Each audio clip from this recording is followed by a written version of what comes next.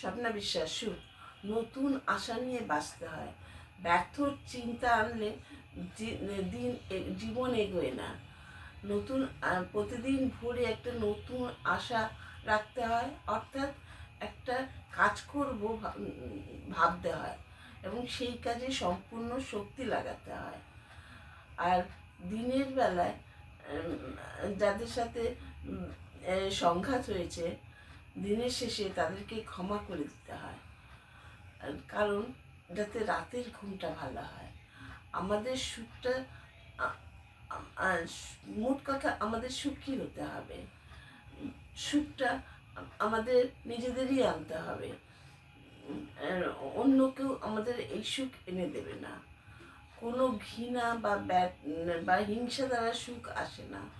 সন্তুষ্টি থেকে সুখ আসে, খানিকটা সুখ আসে, কিন্তু বাকিটা নিজের চেষ্টায় আনতে হয়। তাহলে দেখা যাচ্ছে সুখটা আমাদের নিজেদেরই হাতে, সেটা আমাদের হৃদয় থেকেই আসে।